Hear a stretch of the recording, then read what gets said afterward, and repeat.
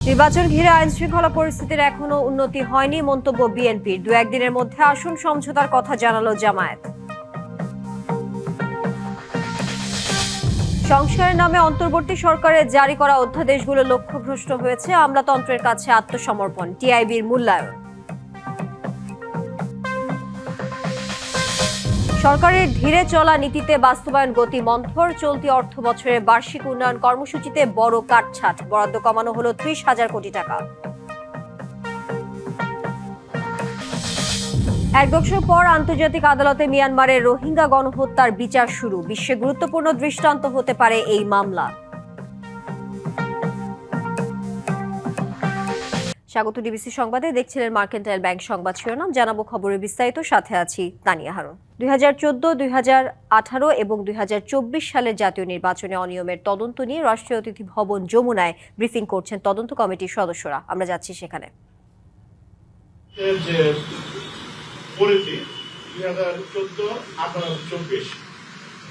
সময়টা খুব কম ছিল, তো আমাদের সুপারিশ ছিল যে এই তদন্তটা আরো হওয়া উচিত, এবং পাশাপাশি তদন্ত করতে গিয়ে আমরা একটা জিনিস আমাদের মনে হলো যে 2008-এর নির্বাচন নিয়ে তদন্ত করা উচিত। কেন উচিত? 2018 নির্বাচনে ভোট গ্রহণ হয়েছে 80.80%, আর 2008 হয়েছে 88%। 2018 নির্বাচনে 213টা আসনে 100% ভোট গৃহীত হয়েছে, তার মানে যারা মরে গেছে তারা ভোট দিয়ে গেছে। তাহলে 2008-এ 100% ভোট পড়েছে এরকম কেন্দ্রের সংখ্যা কত হতে পারে? আপনারা প্রতিবেদনটা পড়লে দেখবেন প্রতিটা নির্বাচনে ভোট গ্রহণের হারটাকে পরিবর্তন করা হয়েছে। এটা ইলেকশন কমিশনকে দিয়ে করানো হয়েছে, এটা ডিসি অফিসগুলোকে ব্যবহার করা হয়েছে। তো সেখান থেকে আমাদের একটা সন্দেহ হয়েছে, একটা দৃঢ় সন্দেহ যে এই নির্বাচনে ব্যাপক কারচুপি হয়েছে এবং এটা নিয়ে তদন্ত করা উচিত, এবং আমরা সুপারিশ এটা উল্লেখ করেছি। ধন্যবাদ। ডক্টর এই উনি আমাদের মেম্বার, উনি সুপারিশটা, আর এর মধ্যে আরেকটা ব্যাপার আছে। দর্শক, রাষ্ট্রীয় অতিথি ভবন যমুনায় ব্রিফিং এ আমরা যুক্ত ছিলাম। আইন শৃঙ্খলা পরিস্থিতির এখনো উন্নতি হয়নি। লুট হওয়া অস্ত্র উদ্ধার নিয়ে সাংবাদিকদের প্রশ্নে এমন মন্তব্য করেছেন বিএনপি মহাসচিব মির্জা ফখরুল ইসলাম আলমগীর। তবে নির্বাচন কাছাকাছি হলে পরিস্থিতি ভালো হবে বলে আশাবাদী তিনি। এদিকে নির্বাচিত সরকারের ওপর শ্রমিক ইশতেহারের দায়িত্ব পড়বে বলে মন্তব্য করেছেন দলটির স্থায়ী কমিটির সদস্য নজরুল ইসলাম খান। স্বাগত জানাই আজকের এই অনুষ্ঠানে। রাজধানীর চিনমৈত্রী সম্মেলন কেন্দ্রে national advocacy alliance for workers rights শীর্ষক সেমিনারের আয়োজন করা হয়। এতে যোগ দিয়ে বিএনপির স্থায়ী কমিটির সদস্য নজরুল ইসলাম বলেন, আগামী নির্বাচনের মাধ্যমে যারা ক্ষমতায় যাবে তাদের ওপর শ্রমিক ইশতেহার বাস্তবায়নের দায়িত্ব বাড়বে। আর যুক্তরাষ্ট্রের বাড়তি শুল্ক আরোপ নীতির সমালোচনা করেন দলের আরেক নেতা ডক্টর আব্দুল মঈন খান। যারা দীর্ঘদিন ধরে গুরুত্বপূর্ণ ভূমিকা পালন করছেন এবং শ্রমিকদের স্বার্থে যারা দীর্ঘদিন ধরে কাজ করে চলেছেন, তাদের সবার সাথে আলোচনা ক্রমে এই শ্রমিক ইশতেহার প্রণীত হয়েছে। নির্বাচনের মাধ্যমে যারাই রাষ্ট্র পরিচালনার দায়িত্বে আসবেন, এই শ্রমিক ইশতেহার বাস্তবায়নের গুরু দায়িত্ব তাদের উপর বর্তাবে।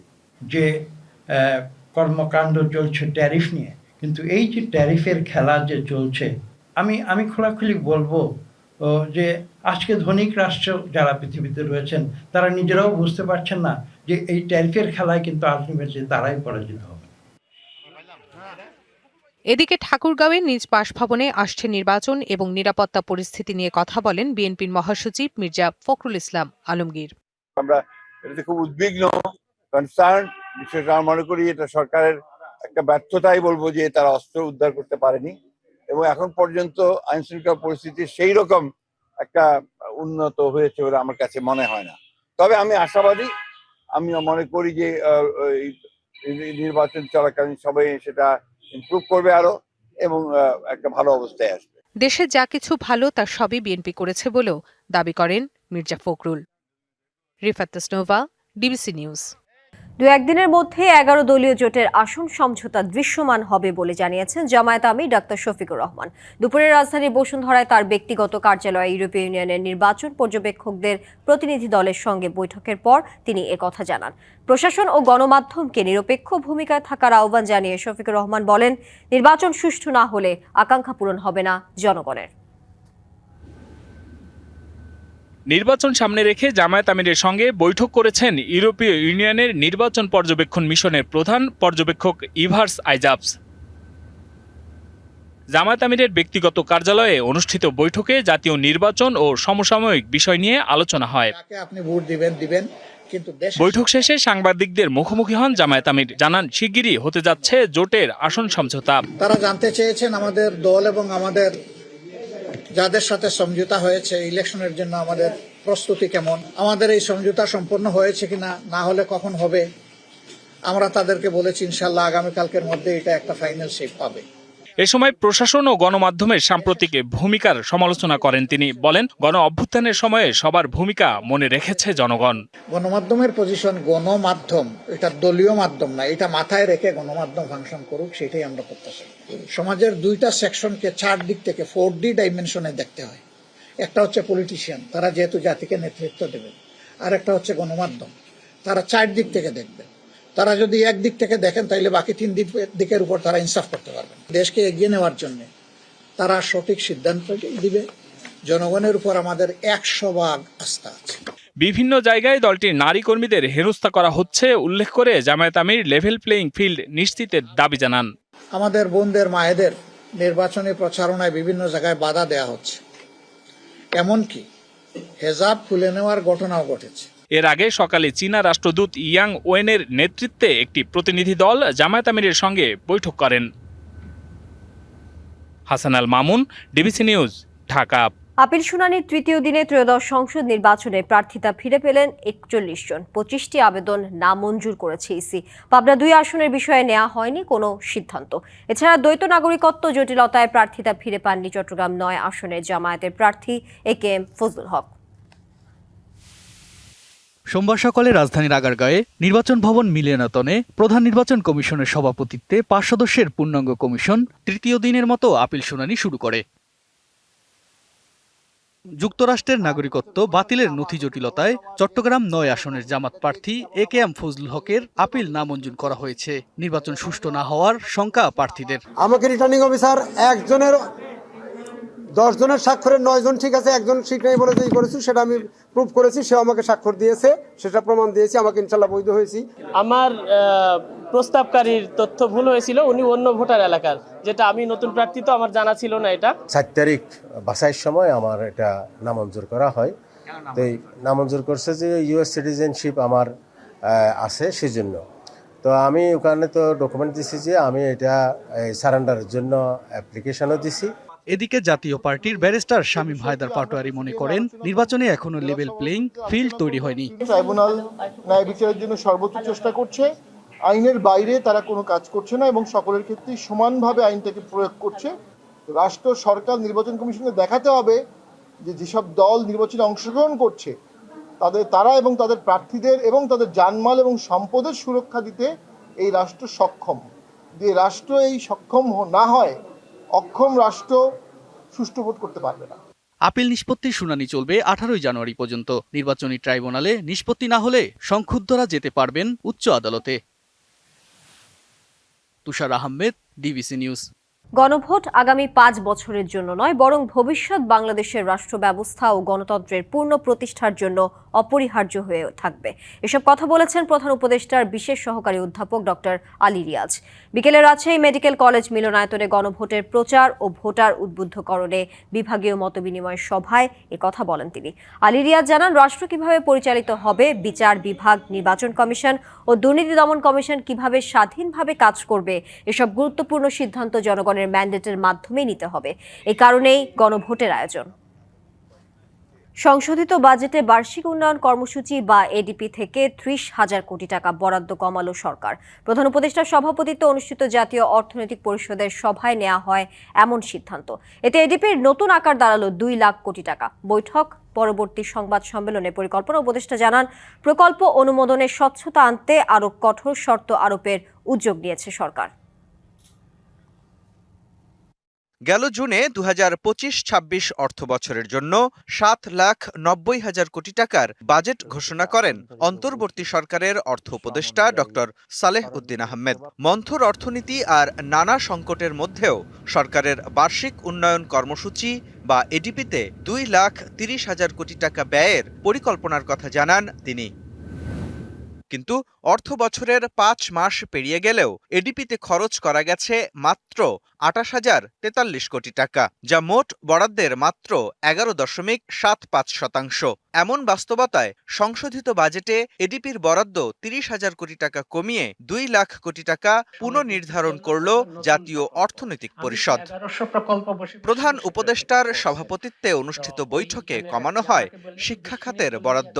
বৈঠক পরবর্তী সংবাদ সম্মেলনে পরিকল্পনা উপদেষ্টা জানান, প্রকল্প পরিচালক নিয়োগে জটিলতা আর সরকারি ক্রয় ব্যবস্থাপনা শতভাগ অনলাইনে আনার প্রক্রিয়ার কারণেই এবার কাঙ্ক্ষিত হারে গতি পায়নি এডিপি বাস্তবায়ন। প্রকল্প বাস্তবায়ন কম হলো, এডিপির আকার ছোট হলো। কারণ হলো যে আমরা ইচ্ছা করে কিছু কিছু ব্যয় সাশ্রয় করেছি। আরেকটা কারণ হলো আমরা ধীরে চলার নীতি নিয়েছি। কিছু কিছু ক্ষেত্রগুলো নতুন নির্বাচিত সরকার আসলে এগুলো সমাধান করা উচিত হবে।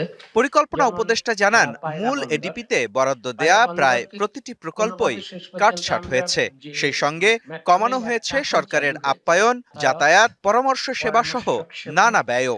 অনাবাসিক নির্মাণ, বিদেশ ভ্রমণ, অনেক প্রকল্পে 1,000 কোটি টাকা থেকে 3-4 হাজার কোটি টাকা পর্যন্ত কমানো গেছে। কাটছাটের পর এখন সংশোধিত এডিপি ও সংস্থার নিজস্ব বরাদ্দ মিলে নতুন অঙ্ক দাঁড়ালো 2,08,935 কোটি টাকা। নির্বাচনকালীন বছরের বাকি 5.5 মাসে তার কতটা বাস্তবায়ন হবে তা নিয়েও শঙ্কা আছে। ব্যয় সংকুচিত হয়ে যায় তাহলে তার লাভ হলো না। মুস্তাফা মাহবুব, ডিবিসি নিউজ, ঢাকা। ঢাকা মহানগর উত্তর স্বেচ্ছাসেবক দলের সাবেক সাধারণ সম্পাদক আজিজুর রহমান মুসাব্বির হত্যার মামলায় দায় স্বীকার করে জবানবন্দি দিয়েছেন এক আসামি শুটার জিন্নাত। ঢাকার মেট্রোপলিটন ম্যাজিস্ট্রেট সারা ফারজানা হক তার জবানবন্দি রেকর্ড করেন। পরে কারাগারে পাঠানো হয় জিন্নাতকে। এদিন অপর 3 আসামির 7 দিন করে রিমান্ড মঞ্জুর করে আদালত। এরা হলেন বিল্লাল ও তার ভাই আব্দুল কাদের এবং রিয়াজ। সোমবার বিকেলে 4 আসামিকে আদালতে হাজির করেন মামলার তদন্ত কর্মকর্তা।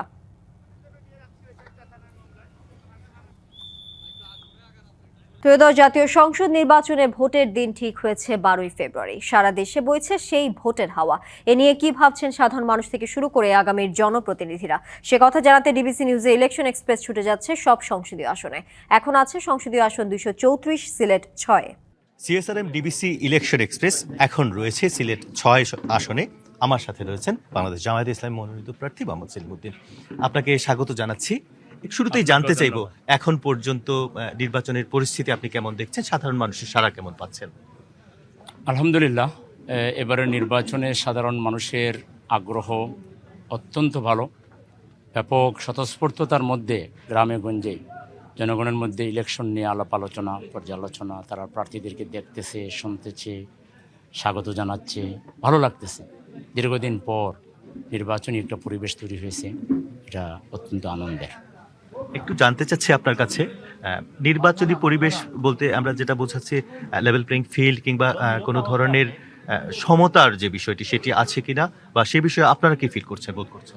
আমার আসনে আমি লেভেল প্লেইং ফিল্ডের কোনো ঘাটতি এখনও অনুভব করছি না। তবে জাতীয়ভাবে আমরা দেখতেছি কোনো বিশেষ দলকে বা ব্যক্তিকে, বিশেষ করে এই যে নমিনেশন যখন বাছাই করা হলো, তখন আমরা দেখলাম যে একজনের ক্ষেত্রে যে আইন প্রয়োগ করা হয়েছে, অন্য জনের ক্ষেত্রে তার বিপরীতটা করা হয়েছে।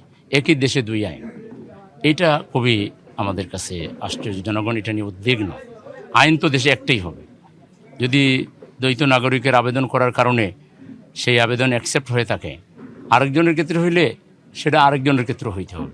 কিন্তু এক্ষেত্রে আমরা ডাবল স্ট্যান্ডার্ডের একটা চিত্র দেখছি, কিংবা প্রটোকল দেওয়ার ক্ষেত্রেও আমরা দেখতেছি কাউকে কাউকে সীমার বাইরে গিয়েও প্রটোকল দেওয়া হচ্ছে, আবার অনেক ক্ষেত্রে মানুষ মারাও যাচ্ছে।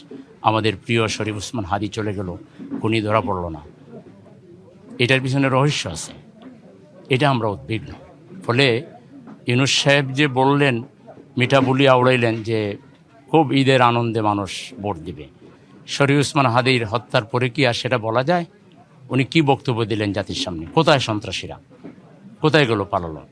যেখানে এরকম এমার্জেন্সি হইলে স্বরাষ্ট্রমন্ত্রী এমার্জেন্সি করবেন, তিনি যে পদক্ষেপগুলো সেগুলো নেবেন, সেখানে 8 ঘন্টা পরে সীমান্ত ডেডলক করা হলো। এখানে তো রহস্য রয়েছে। আমরা এখনও সরকারকে দাবি জানাবো, অস্ত্র ব্যাপকভাবে ছড়িয়ে আছে, আমরা দেখছি বিভিন্ন জায়গায় এক দল নিজ দলের মধ্যে মারামারি করছে, আবার জামাতের কর্মীদের উপর অ্যাটাক করছে। অনেক জায়গায় এমন সব কথা বলা হচ্ছে যে জামাতকে ভোট দিলে, দাঁড়িপাল্লাকে ভোট দিলে হাত কেটে নেওয়া হবে, এটা করা হবে, সেটা করা হবে। এটা তো কাম্য না ভাই। সেজন্য সরকারেরকে আমরা দৃষ্টি আকর্ষণ করব, নির্বাচন কমিশনকেও বলবো, শুধু মিঠা বলি আওড়াইলে হবে না, সন্ত্রাসীকে কট করতে হবে, অস্ত্র উদ্ধার করতে হবে, জনমনে আস্থার সৃষ্টি করতে হবে, যাতে করে ভোট নিয়ে কোনো ধরনের শঙ্কা তৈরি না হয়। এই আসনটি প্রবাসী অধ্যুষিত এবং বলা হচ্ছে দীর্ঘদিন ধরে অবহেলিত, নানা সমস্যায় জর্জরিত। ভোটারদের কাছে আপনারা যাচ্ছেন এবং আগেও গিয়েছেন, তাদের চাওয়াটা কি, বা কোন কোন বিষয়ে তারা সমাধান চাইছেন একটা নির্বাচনের পর? প্রবাসীদের কথা যদি বলেন, আপনার বাম পাশেই প্রবাসী ভাই বসে আছেন, ওনারা খুব হয়রানির শিকার হন। ওনাদের ব্যাগ খুলে ফেলা হয়, ব্যাগ পাইতে লেট হয়, ওনারা যদি একটা আইডি কার্ড তো পাসপোর্ট একটু কোনো কারণে তো ভুল হয়, এইটার জন্য যে হাইকোর্ট সুপ্রিম কোর্ট বাংলাদেশে দেখানো হয়, আমাদের লজ্জা লাগে, লজ্জায় আমাদের মাথা হেট হয়ে যায়। তো এই যে আপনার বিষয়গুলো, এখানে আমাদেরকে সংস্কার করতে হবে। আমাদের প্রবাসীদেরকে সম্মানের সহিত দেশে আসতে দিতে হবে, সম্মানের সহিত বিদেশে যেতে দিতে হবে, এবং তাদের যেসব সেবাগুলো আছে এটাকে নিশ্চিত করতে হবে। এর বাইরে যদি বলেন, আমাদের এখানে গ্যাসের উপরে আমরা আছি। গোলাপগঞ্জ বেনিবাজার আপনারা জানেন যে কোটি কোটি ঘনফুট গ্যাস প্রতি মাসে উৎপাদন হয়, কিন্তু আমাদেরকে গ্যাস দেওয়া হয় না। এত বড় অবিচার আমার মনে হয় বাংলাদেশের কোনো জায়গার সাথে হয় না। রাস্তা নাই, ঘাট নাই, ব্রিজ নাই, কালভার্ট নাই, কিছুই নাই, আমরা অবহেলিত।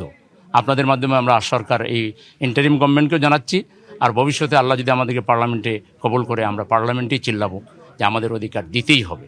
বিয়ানীবাজার গোলাপগঞ্জকে আর ঠকানো যাবে না। এই ঠকানোর বিরুদ্ধে আমরা নেমে গেছি, আমাদেরকে এই লড়াইয়ে জিততেই হবে। অসংখ্য ধন্যবাদ আমাদেরকে সময় দেওয়ার জন্য। Thank you very much. CSRM DBC election express রয়েছে সিলেট 6 আসনে।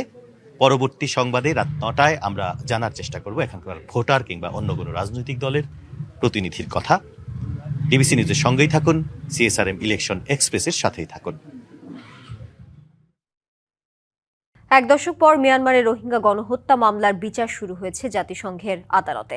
নেদারল্যান্ডসের হেগ শহরে ইন্টারন্যাশনাল কোর্ট অফ জাস্টিস আইসিজিতে স্থানীয় সময় সোমবার সকাল 10টায় শুনানি শুরু হয়। 2019 সালে গাম্বিয়ার করা এই মামলার শুনানি চলবে 3 সপ্তাহ। আইনি সহায়তাকারী সংস্থা বলছে, এই মামলা শুধু রোহিঙ্গাদের জন্য নয়, বিশ্বজুড়ে গণহত্যার শিকার মানুষের জন্য গুরুত্বপূর্ণ দৃষ্টান্ত হতে পারে। নেদারল্যান্ডসের হেগে আন্তর্জাতিক বিচার আদালতের বাইরে জড়ো হন রোহিঙ্গা গণহত্যা থেকে বেঁচে যাওয়া মানুষেরা। দীর্ঘ অপেক্ষার পর শুরু হওয়া এই শুনানিকে তারা দেখছেন ন্যায় বিচারের ঐতিহাসিক সুযোগ হিসেবে।